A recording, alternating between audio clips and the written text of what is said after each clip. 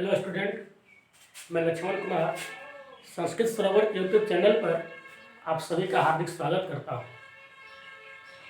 Lockdown की वजह से जो आप लोगों का क्लास बंद हो गया है, इसके लिए आप सभी लोगों को मांग को देखते हुए यूट्यूब के माध्यम से मैं एक छोटा सा पाठ लेकर के आया हूँ जो लकार है। और लकार में पहला जो है उसका नाम है लट लकार।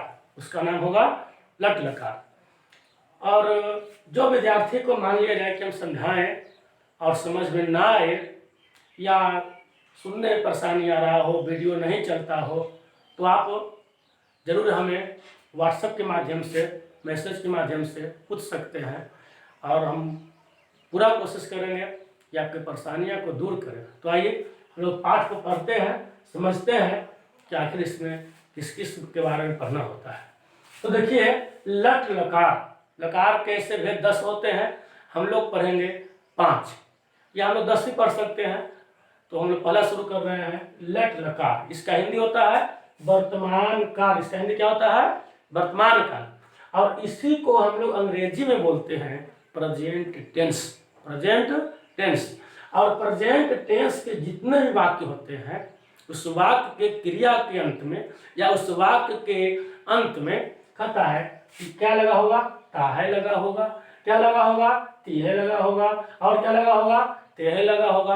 अगर किसी वाक्य के अंत में, किसी क्रिया के अंत में ता है, ती है, तेहे लगे होते हैं, तो उस वाक्य को हम लोग वर्तमान काल अर्थात लट लकार का वाक्य कहते हैं।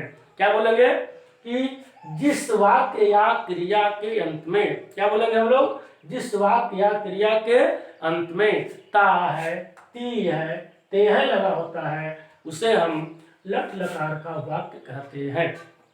उसे हम क्या बोलते हैं? लट लकार का वाक्य कहते हैं। उसे विद्यार्थी हम क्या करेंगे कि सबसे पहले लिखेंगे लट लकार। कोष्ठ में लिखेंगे वर्तमान काल। क्या लिखेंगे? वर्तमान काल। लकार क्या हो जाएगा? लट लकार। और ब्रैकेट में लिखेंगे ता है, ती है, ते है। इसको हम इसका परिभाषा भी लिखा सकते हैं, पहचानने का नियम भी लिखा सकते हैं, लेकिन 10th क्लास में इसकी कोई ज़रूरत नहीं है, इसलिए यह 5, 6, 7 में पढ़ना होता है। तो जो विद्यार्थी छोड़ देते हैं 2 साल 3 साल से 9th में नहीं पढ़ते हैं, उनके लिए जो है एक बेसिक के रूप में बता रहे हैं। आप लोग बस इतना समझते चलेंगे कि लट लकार का हिंदी वर्तमान काल। और वर्तमान काल किसको बोलेंगे? जिस वाक्य के अंत में ता है, ती है, ते है लगा होता है, उस वाक्य को हम लट लकार का वाक्य कहते हैं। उसी को अंग्रेजी में वर्तमान काल यानी प्रेजेंट टेंस का वाक्य कहते हैं। ठीक है, लिख लिए? क्या लिखेंगे? मिलाएंगे फिर से। जिस वाक्य या क्रिया, जिस वाक्य या क्रिया के अंत में ता है, ती है, ते है इत्यादि लगा होता हो, उस वाक्य को लट लकार का वाक्य कहते हैं। क्या लगा होगा? ता है, ती है, ती है, ता है, ती है, ते है। उससे कौन काल बोलेंगे? वर्तमान काल। कौन लकार बोलेंगे? लट लकार। अब इसमें समझना होगा कि मैं का मीनिंग, आना का मीनिंग, जाना का मीनिंग, तुम का मीनिंग, वे लोग का मीनिंग, हम लोग का मीनिंग जानना बहुत आवश्यक होता है। तो सबसे पहले हम लोग यहाँ देखेंगे, आप लोग को बताया होगा पहले पुरुष के बारे में और वचन के बारे में। तो पुरुष के विभेद 3 होते हैं और वचन के विभेद कितने होते हैं? 3 होते हैं। पुरुष के विभेद कितने होते हैं? 3 होते हैं। पहला कौन हो जाएगा? प्रथम पुरुष या अन्य पुरुष। प्रथम पुरुष या अन्य पुरुष। और दूसरा क्या नाम हो गया? मध्यम पुरुष। तीसरा का नाम उत्तम पुरुष। आप इसकी परिभाषा बता देंगे, तुरंत पहचानने में आसान हो जाएगा। और एक वचन जिससे संख्या 1 का बोध हो, द्विवचन जिससे संख्या 2 का बोध हो, और बहुवचन जिससे बहुत सा संख्या का बोध हो। अर्थात जैसे ही 2 से बढ़ जाएगा उससे हम बहुवचन बोलेंगे। तो अब क्या पढ़ेंगे? हम देखेंगे सह, सह यानी वह। सह माने क्या हो जाएगा बाबू? वह हो जाएगा। और वह जो होता है सह माने यह केवल लड़का के लिए, पुरुष के लिए होता है, पुल्लिंग शब्द के लिए होता है। और सा मतलब वह होता है, सा मतलब जो वह होता है वह स्त्रीलिंग के लिए होता है, लड़की के लिए होता है। तो मतलब वे दोनों, तो मतलब वे दोनों, वह चाहे तो पुल्लिंग हो या तो फिर स्त्रीलिंग हो, तो मतलब वे दोनों लिखेंगे। ते मतलब क्या हो जाएगा? वे लोग। ते मतलब वे लोग। ते मतलब वे लोग, चाहे तो पुल्लिंग हो चाहे तो स्त्रीलिंग हो। अब देखेंगे त्वम, त्वम माने तुम, त्वम माने तुम। युवाम, युवा माने क्या होगा बाबू, तुम दोनों, क्या हो जाएगा, तुम दोनों, युवा माने तुम दोनों। यूयम, यो मतलब तुम लोग, क्या हो जाएगा, तुम लोग। और अहम, अहम माने मैं। कहीं कहीं अहम आपको ऐसा भी लिखे हुए रहता है, आपका बात सेम होता है, तो हम ऐसे भी लिख सकते हैं, हम ये बात सेम है। तो देखिए अहम माने मैं हो गया, और आवाम, आवाम माने हम दोनों, आवाम माने हम दोनों, और वयम माने हो जाएगा बाबू हम लोग, क्या हो जाएगा, हम लोग। और जोड़ने का एक प्रत्यय होता है, ये सब प्रत्यय है, ये प्रत्यय जुड़ते कहाँ है, तो धातु के अंत में। किसके अंत में बाबू, धातु के अंत में। जैसे धातु क्या है, देखिए खाना क्रिया हो गया, खाना क्या हो गया, क्रिया हो गया। पढ़ना क्या हो गया, क्रिया हो गया। लिखना क्या हो गया, क्रिया हो गया।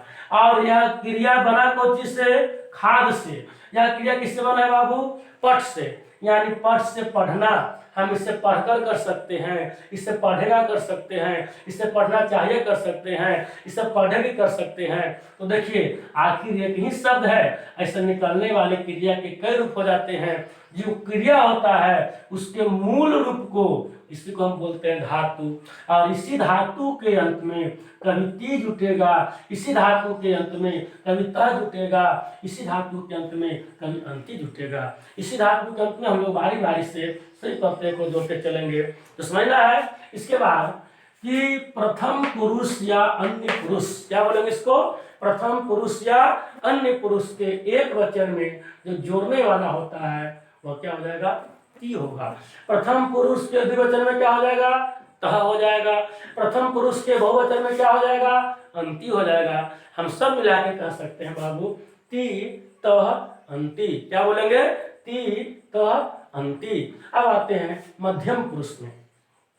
त्वम यानी तुम, त्वम मतलब तुम, जोड़ेंगे क्या, सी। युवा मतलब तुम दोनों, क्या जोड़ेंगे, थ। युवा मतलब तुम लोग, क्या जोड़ेंगे, थ। यहाँ देखते हैं ती तह अंति, ती तह अंति, सी थह थ। और अह माने मैं, क्या जोड़ना है, आमी। अबा माने हम दोनों, क्या जोड़ेंगे, आव।